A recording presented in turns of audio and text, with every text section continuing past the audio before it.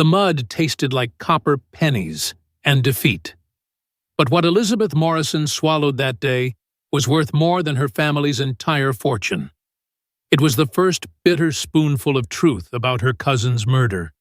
She stood before the gilt-framed mirror in her bedroom, scissors poised above her shoulder-length honey-blonde hair, the same hair featured in last month's Vanity Fair article about America's most philanthropic families. The Morrison estate sprawled beyond her window, 27 acres of manicured perfection in Connecticut's Gold Coast, but all she could see was Rebecca's face superimposed on her own reflection. 365 days, she whispered, letting the first lock fall. You've been gone a whole year, and they're still calling it an accident.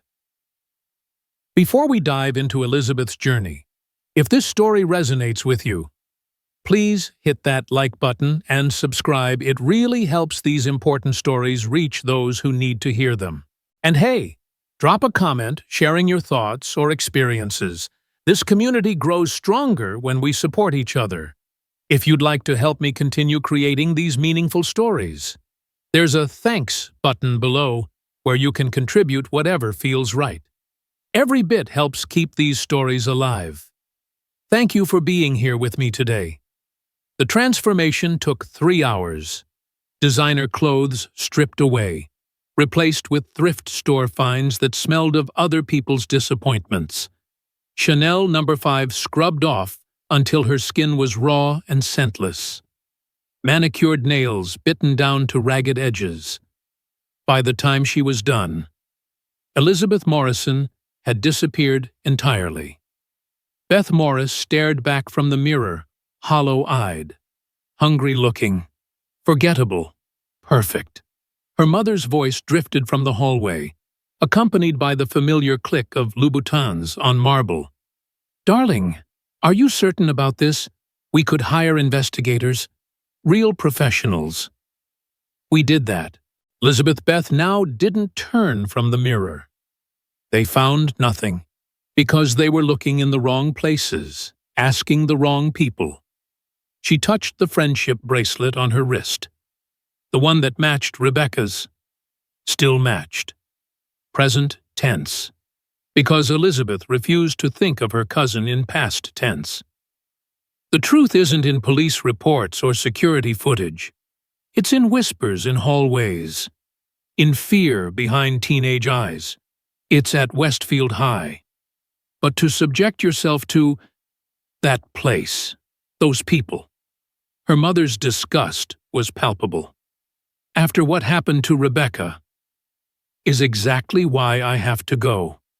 Beth finally turned, and her mother gasped at the transformation. They killed her. Mom! Someone at that school pushed my cousin off those bleachers, and I'm going to prove it, even if I have to crawl through hell to do it. She didn't know then how literally those words would manifest. Didn't know that in less than 48 hours, she'd be on her knees in that same field where Rebecca died, tasting dirt and humiliation while her cousin's killer watched. But first, she had to become nobody. The Greyhound bus to Westfield smelled like broken dreams and gas station coffee. Beth chose a seat in the back, hunching into a donated winter coat 2 sizes too big. She'd left the Mercedes in the garage, the trust fund untouched, the black card destroyed. Every prop had to be perfect. Every detail had to sell the lie. Her phone, a battered iPhone 8 with a cracked screen, buzzed with a text from an unknown number. "Stay away from Westfield or join your cousin." Beth's pulse quickened. Someone already knew. But how? She'd been so careful. Created such a complete false identity.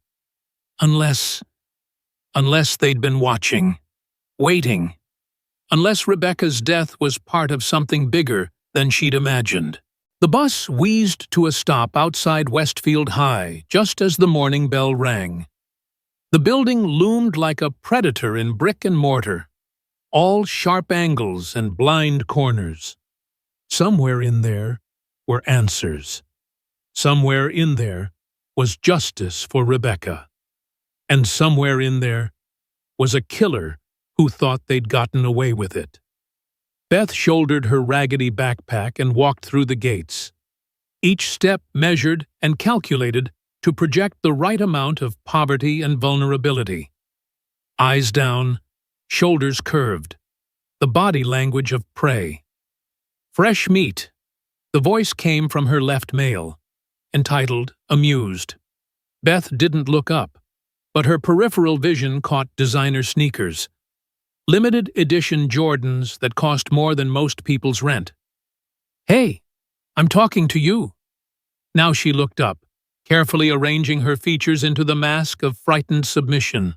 The boy was exactly what she'd expected: tall, athletic, conventionally handsome in that prep school way that suggested good breeding rather than good character. But it was his eyes that made her stomach clench. She'd seen those eyes before, in a photo, in Rebecca's Instagram from the week before she died. Christopher Hayes, star athlete, senator's son, the last person to see Rebecca alive, according to the official report. "Sorry," Beth stammered, perfecting the quaver in her voice. "I'm new. I was just looking for—" "Nobody cares what you're looking for." Christopher stepped closer, and his pack materialized around him like wolves scenting weakness.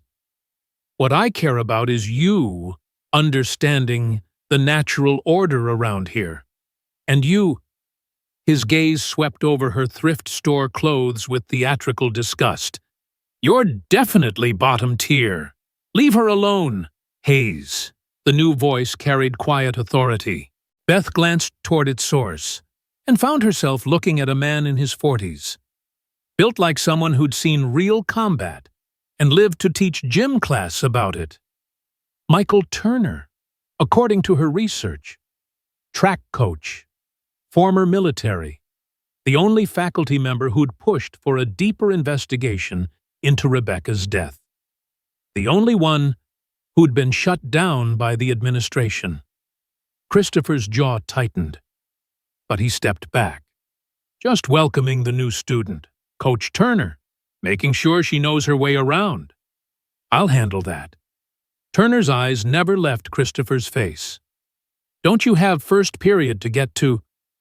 The pack dispersed with practiced nonchalance, but Christopher lingered just long enough to lean close to Beth and whisper, "See you around, charity case." After they'd gone, Turner studied Beth with an intensity that made her wonder if her disguise was as perfect as she'd thought. "You okay?" "Yes, sir, thank you." "Word of advice?" He didn't wait for her response. "Stay away from the athletic fields after school, especially the area behind the bleachers. Nothing good happens there after dark." The same bleachers where Rebecca fell. The same blind spot where security cameras mysteriously malfunctioned that night. "I'll remember that," Beth said softly. Turner nodded and started to walk away, then paused. "What's your name?" "Beth Morris." Something flickered in his eyes, recognition, suspicion, but he just said, "Welcome to Westfield, Beth, watch yourself," as he walked away.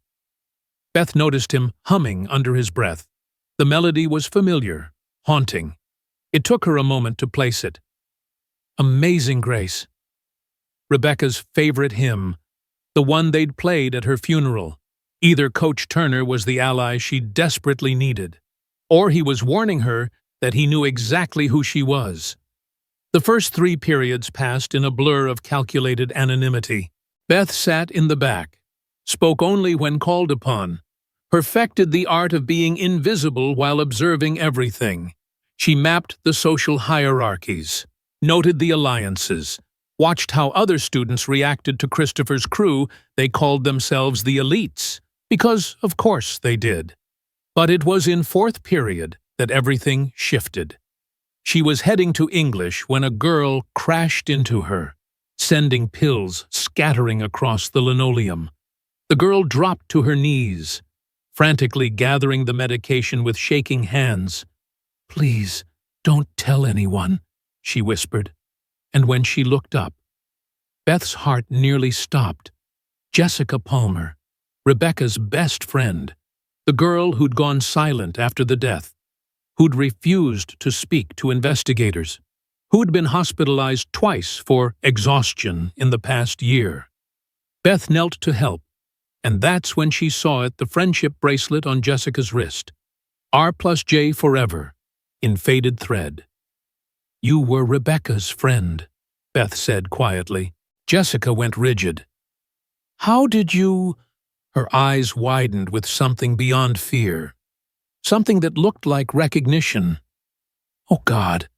Oh, God, you look just like—" "Shh." Beth glanced around, but the hallway was empty. "Not here. Meet me in the old dark room after school. Please. I need to know what happened to her." "I can't." Jessica's voice broke. You don't understand what they're capable of." "Then help me understand." Jessica stared at her for a long moment, then grabbed the last of her pills and fled. But Beth had seen the answer in her eyes, had seen the weight of secrets that were eating her alive. She was about to follow when her phone buzzed. Another unknown number. This time, a photo. It was taken from above, showing Beth at her locker. But in the background, barely visible, was a figure she recognized even in shadow. Christopher Hayes. Watching her, following her. The hunter was being hunted. Lunchtime at Westfield was a masterclass in social Darwinism. Beth took her free lunch tray, another carefully maintained prop, and found an empty table in what was clearly the reject corner. She picked at the mystery meat while her eyes tracked Christopher's movements across the cafeteria. He held court at the center table, surrounded by his pack and their collection of girlfriends who laughed too loud at jokes that weren't funny. But there was something off about his behavior. He kept checking his phone, jaw clenching with each message. His eyes darted to the exits, paranoid, unstable, guilty. "You're not very good at being invisible." Beth looked up to find an Asian boy in a black hoodie standing beside her table. David Chen, according to her files, resident tech genius, chronic truant. The kid who'd hacked the school's system to change his attendance records rather than actually show up. "I don't know what you mean," Beth said carefully. David sat without invitation, pulling out a laptop held together with duct tape and what looked like pure determination. "See, that's your first mistake. Actual invisible people don't use careful voices. They don't observe. They just exist." His fingers flew across the keyboard. "But you're cataloging everything, watching everyone. That's not invisible. That's hunting." Beth's heart rate spiked, but she forced herself to take another bite of the processed meal. "Maybe I'm just nervous. New school and all." "Maybe." David turned his screen toward her. It showed the school's security system, timestamps from this morning. "Or maybe you're wondering why certain cameras have blind spots, why some footage from last year got mysteriously corrupted, why the administration shut down any investigation that got too close to uncomfortable truths." "I don't—" October 15th, last year, 8:47 p.m. That's when Rebecca Morrison's phone last pinged a cell tower. But she wasn't found until 9:32, 45 minutes. That's a long time to fall off some bleachers. David's voice was barely above a whisper. That's a long time for a lot of things to happen. Beth set down her fork. "Why are you telling me this?" "Because the elites have something on everyone in this school. Secrets, leverage, videos." His jaw tightened. Even my little sister. Especially my little sister. And I'm tired of being scared. So, what do you want from me? David studied her for a long moment. I don't know yet. But you're the first person in a year who's looked at Christopher Hayes like he's prey instead of predator. That's either very stupid or very interesting. He closed his laptop and stood. When you figure out which one you are, find me. As he walked away, Beth noticed Christopher watching their interaction with narrowed eyes. The paranoia was ratcheting up. Good. Paranoid people made mistakes, but they also did desperate things. The rest of the day passed without major incident, but Beth could feel the tension building like storm pressure. Christopher's pack kept appearing in her peripheral vision, watching, waiting. She understood now why Rebecca had been scared in those final weeks. Not just scared, terrified. Her cousin's last texts made sense now. They know I know. Can't trust anyone at school. If something happens to me... By the time final bell rang, Beth's nerves were wire-taut. She needed to find Jessica, needed to get answers before, hey, charity case. The voice came from behind her as she headed toward the gym. Christopher and 6 of his pack, spread out in a practiced formation that cut off her escape routes. We need to have a little chat about natural selection. Christopher continued, his smile all teeth and no warmth. See, I've been thinking. You show up out of nowhere, start asking questions, making friends with all the wrong people. I haven't asked any questions, Beth said, letting her voice shake. No, then why were you talking to that freak David? Why were you bothering Jessica? He stepped closer, and Beth smelled expensive cologne, underlaid with something sour. Fear, sweat. You know what I think. I think you're not who you say you are. This was it. The moment where her cover would either hold or shatter. I'm nobody, Beth whispered, making herself smaller. I just want to graduate and get out. Please. Christopher studied her for a long moment. Then his smile widened. Nobody. I like that.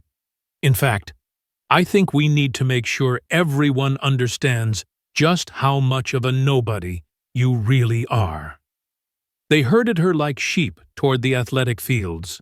Other students watched from windows and doorways, but no one intervened. This was the elite's kingdom, and interference meant becoming the next target. The late afternoon sun cast long shadows across the field where Rebecca had died. The same grass, the same bleachers looming like gallows, the same blind spot where cameras couldn't see. You know, Christopher said conversationally, this field has seen a lot of history. Championships, celebrations, his voice dropped. Accidents.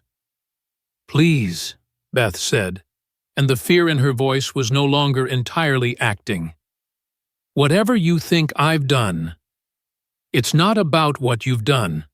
It's about what you might do. He nodded to his pack, and they formed a circle around her.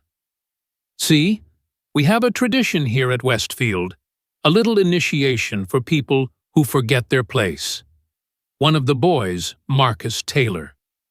The student body president, who'd once written a letter of recommendation for Rebecca, looked uncomfortable. Chris, maybe we should... Shut up, Marcus.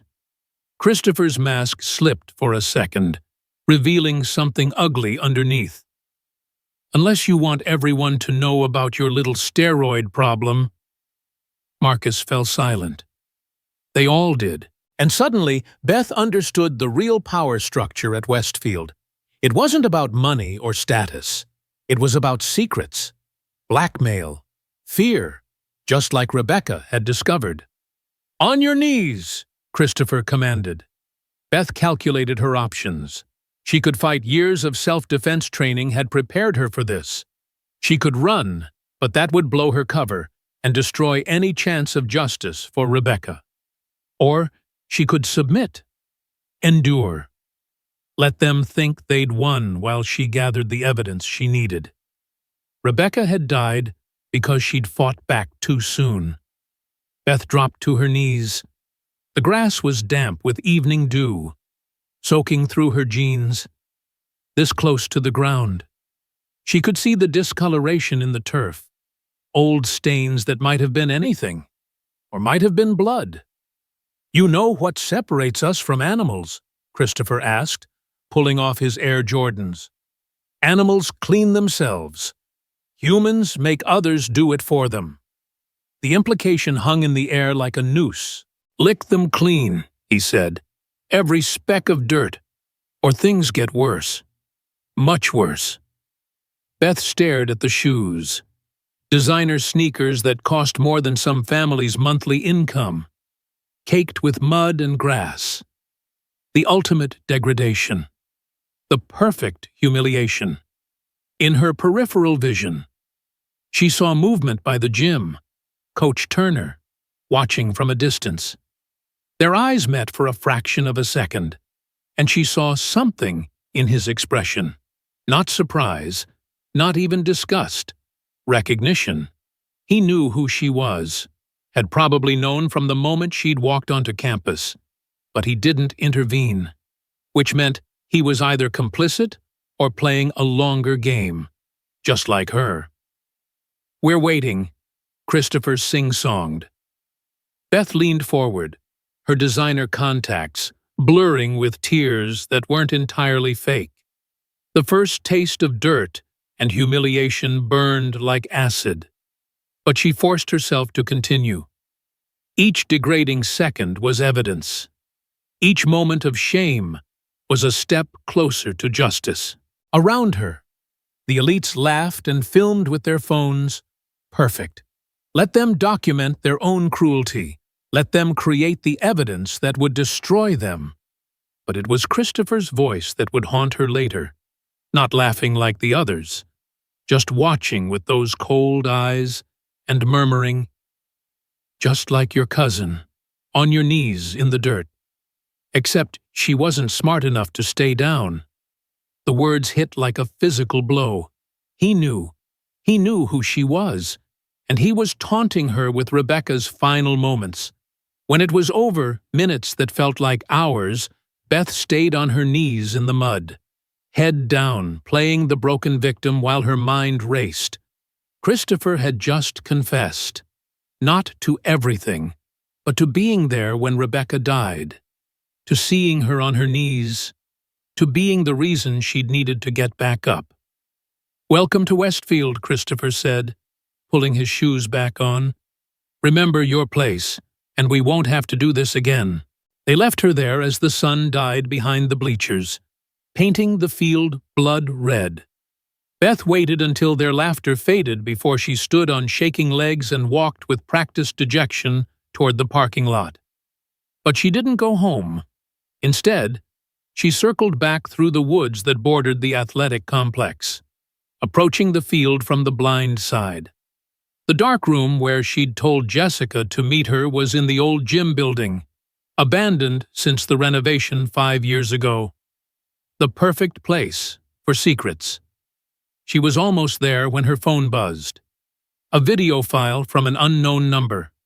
Her stomach clenched as she opened it, expecting to see herself degraded and humiliated. Instead, she saw Rebecca. The timestamp read October 15th, 8:47 p.m. Her cousin stood on the bleachers, facing someone off camera. The audio was muffled, but Beth could make out fragments. "Won't let you. Jessica needs help. Tell everyone what you've been." Then movement. A struggle. A scream cut short. The video ended. Beth's hands shook as she typed, "Who is this?" The response came immediately. "Someone who's been waiting for you. Check the dark room. Hurry." She ran, no longer caring about maintaining her cover. The old gym was pitch black, but Beth knew the layout from her research. The dark room was in the back. Through a maze of abandoned equipment and decay, she pushed open the door and found Jessica Palmer hanging from a rope. Eyes bulging, legs kicking frantically as she fought for air. Beth lunged forward, adrenaline obliterating her carefully maintained facade. The chair Jessica had kicked away lay sideways. She grabbed it, steadied it beneath the struggling girl's feet, while her hands fumbled with the knot. The rope was new, professional, nothing like the desperate improvisation of a suicide attempt. This was attempted murder. "Hold on," Beth commanded, her real voice breaking through not the timid whisper of Beth Morris, but the steel of Elizabeth Morrison. Jessica's weight sagged against her as the rope loosened. They crashed to the floor together, Jessica gasping and sobbing, fingernails clawing at the angry red line around her throat. They said—" Jessica's voice was destroyed, each word scraping like broken glass. "Said if I talked to you, who?" Beth demanded, though she already knew. "Christopher." Jessica shook her head frantically. "Bigger, so much bigger. Rebecca found out about the—" She broke off, eyes widening in terror as footsteps echoed in the hallway outside. Beth hauled Jessica behind the old developing tanks just as the door opened. A flashlight beam cut through the darkness, and Coach Turner's voice filled the space. "I know you're in here." The beam swept systematically across the room. "Both of you." Beth tensed, ready to fight, but Jessica gripped her arm. "Wait," she mouthed. "They're gone," Turner continued. "Christopher and his boys. Saw them leave campus 10 minutes ago." The flashlight clicked off. Rebecca tried to handle this alone too. Don't make her mistake. In the darkness, Beth made a choice. "We're here." Turner's silhouette filled the doorway. Jesus Christ! He saw the rope, Jessica's ravaged throat, and his expression hardened. "Hospital, now!" "No." Jessica's panic was immediate. "They have people there. Last time I woke up and couldn't remember 3 days.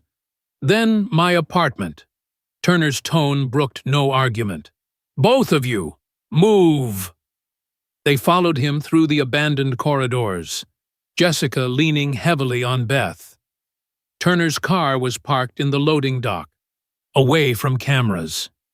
He drove in tense silence while Jessica huddled in the back seat, occasionally touching her throat, as if surprised to still be breathing. Turner's apartment was spartanly furnished, military neat, except for one wall covered in papers. Photos, newspaper clippings. Beth's breath caught. It was all about Rebecca. "You've been investigating," she said. "For a year." Turner pulled first aid supplies from a cabinet.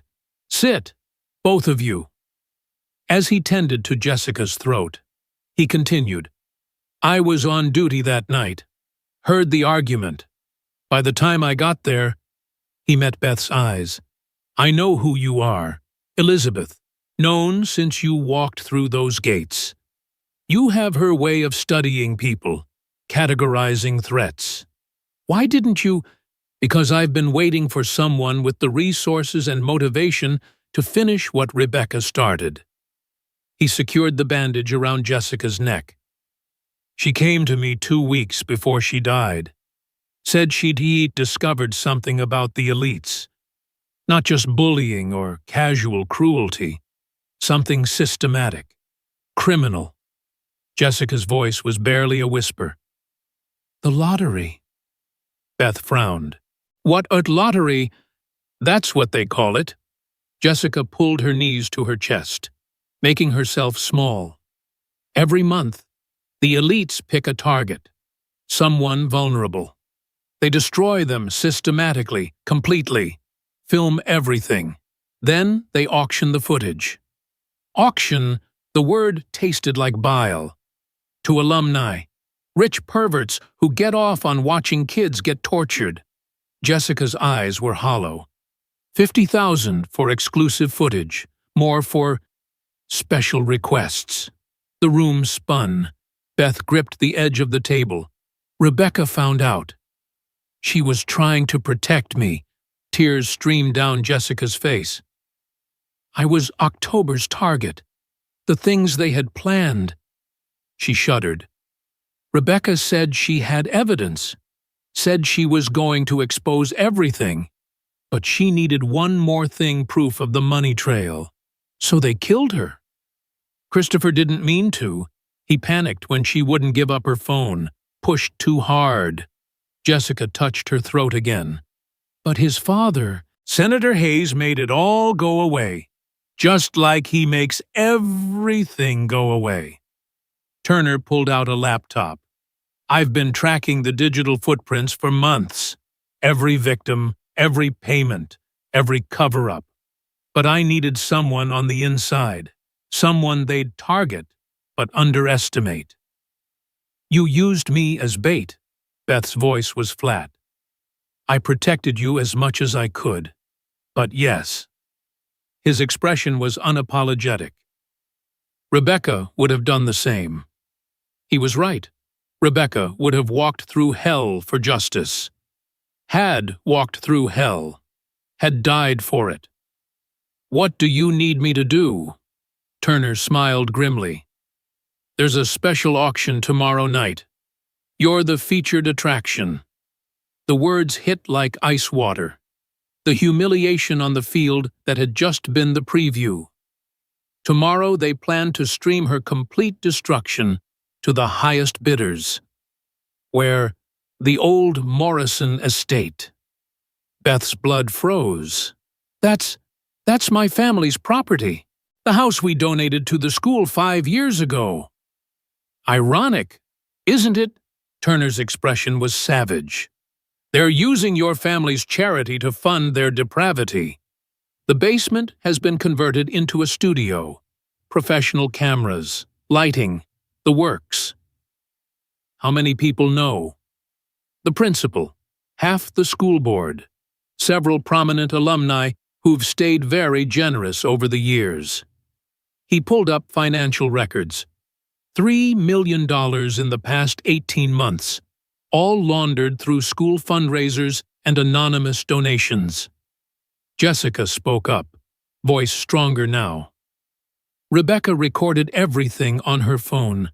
She hid it before, she swallowed hard. Before they caught her. Said it was somewhere they'd never think to look. Somewhere pure. Somewhere pure. Beth's mind raced. Rebecca had been obsessed with that phrase in her final texts.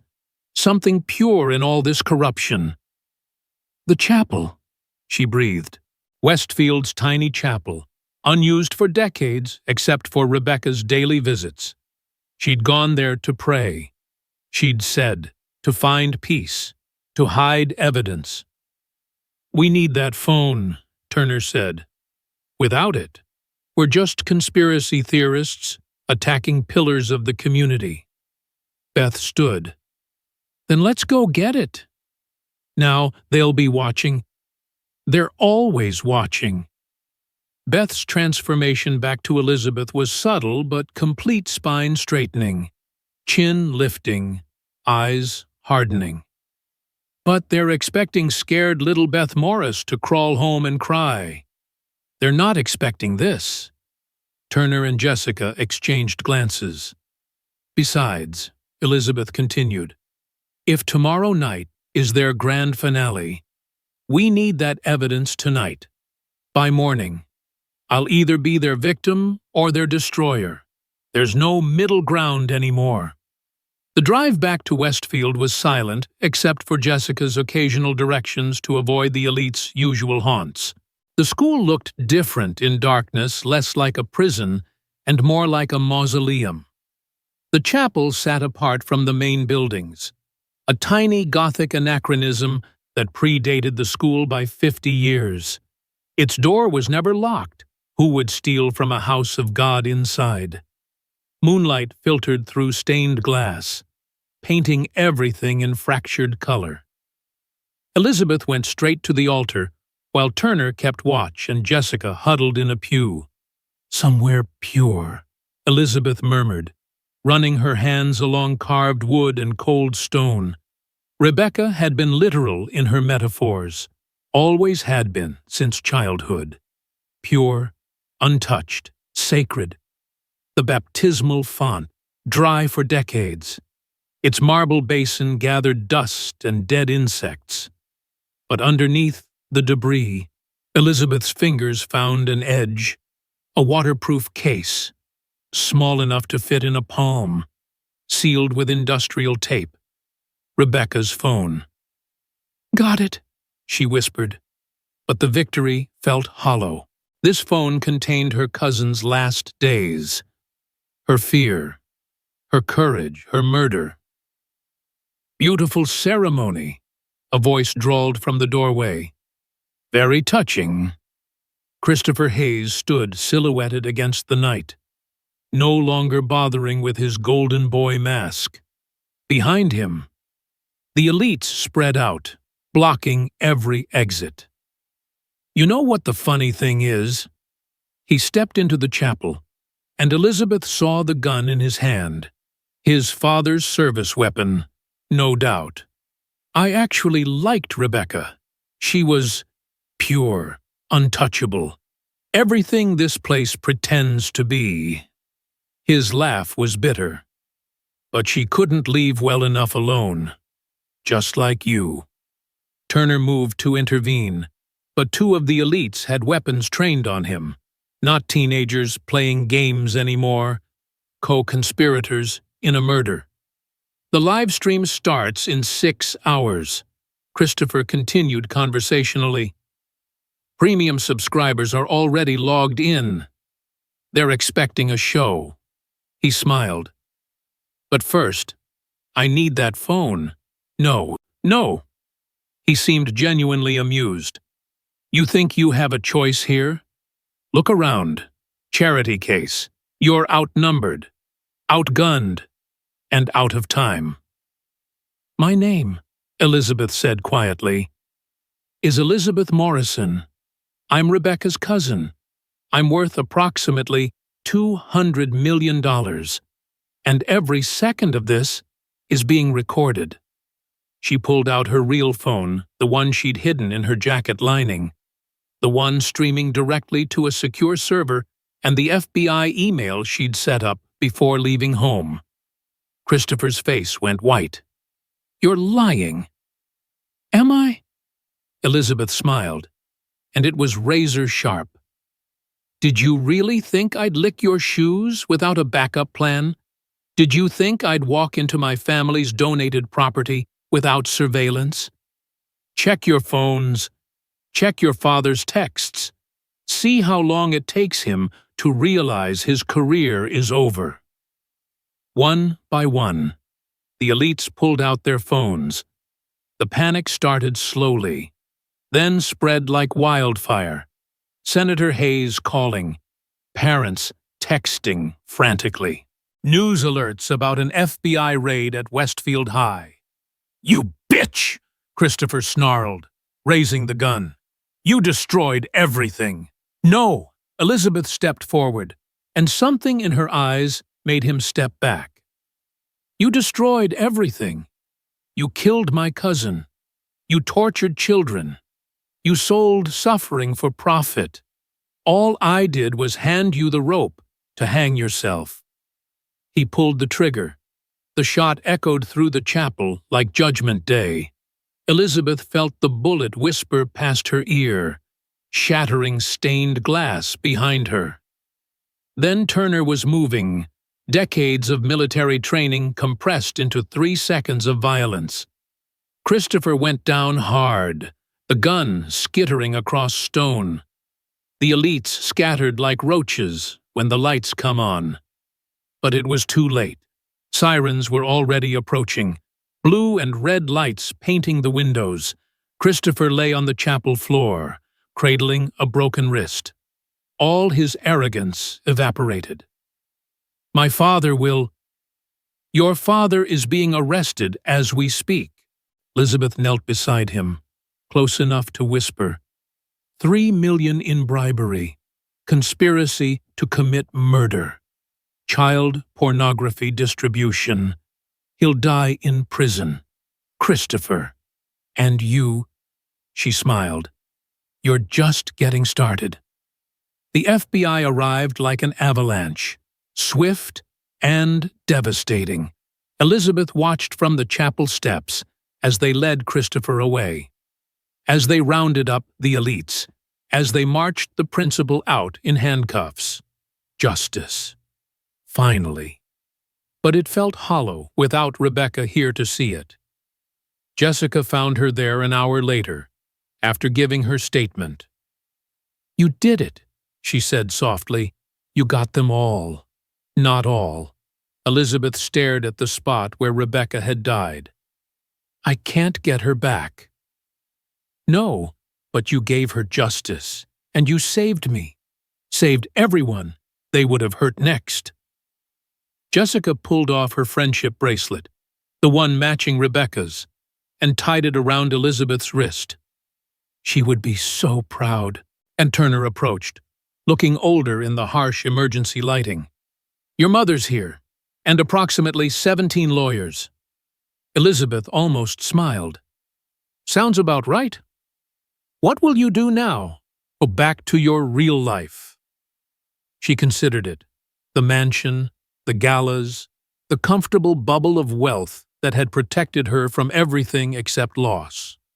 "No," she decided.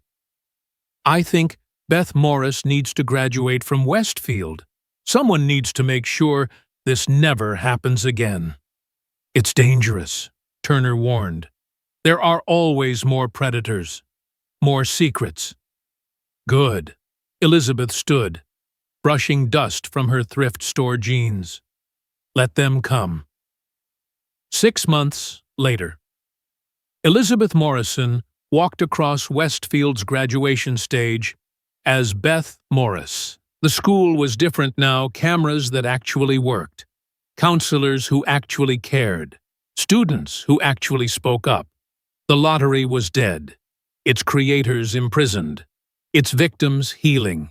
She'd stayed to see it through, living in a modest apartment, keeping her cover even after it wasn't necessary. Some habits she'd learned were worth maintaining. Some truths were worth protecting. David Chen had become her closest friend, using his skills to help other schools identify and prevent similar abuse. Jessica was healing, slowly but surely, planning to become a counselor herself. Turner had been promoted to vice principal, the first administrator students actually trusted. But it was the small changes that mattered most. The freshman who reported bullying without fear of retaliation. The sophomore who refused to stay silent about a teacher's inappropriate behavior. The junior who started a support group for assault survivors.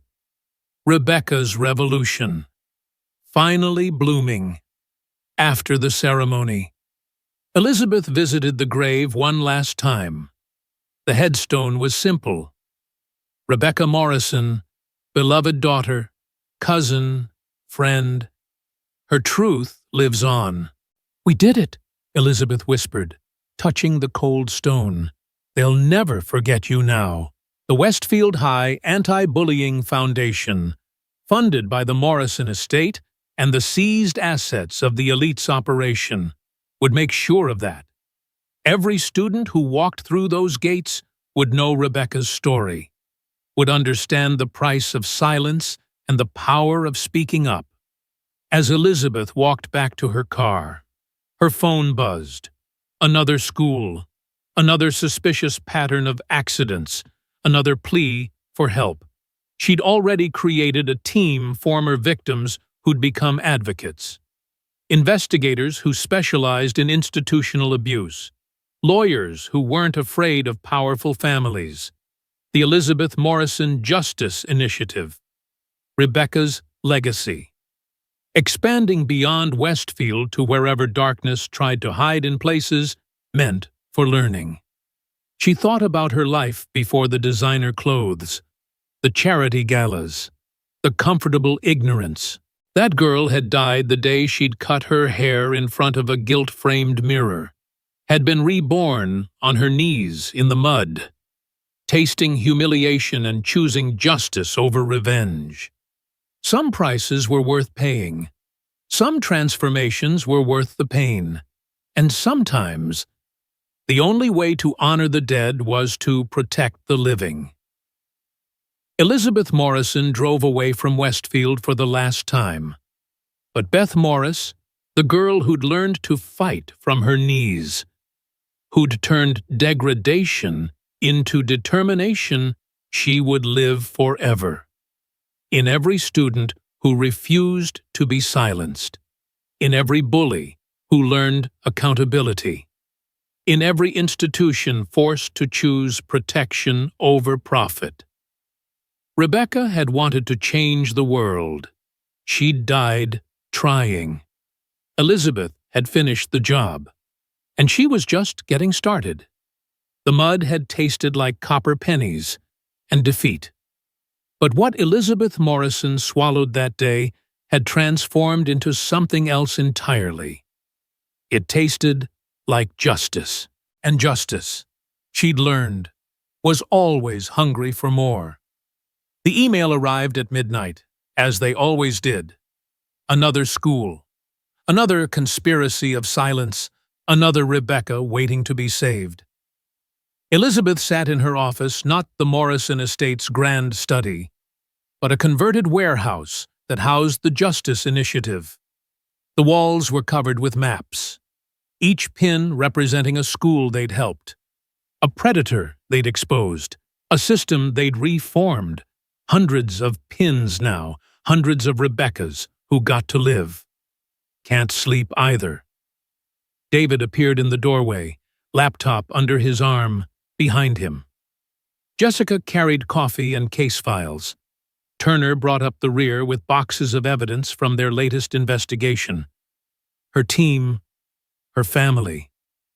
Forged in trauma, but bound by purpose. "New case," Elizabeth said, projecting the email. "Prestigious boarding school. 3 suspicious deaths in 2 years. Local authorities won't investigate." "When do we leave?" Jessica asked, already knowing the answer. "Tomorrow." They worked through the night, building profiles, analyzing patterns, preparing for another transformation. Elizabeth would become someone new again, maybe a scholarship student, maybe a janitor's daughter, maybe whatever it took to get inside and earn trust. The humiliation on that field had taught her something valuable.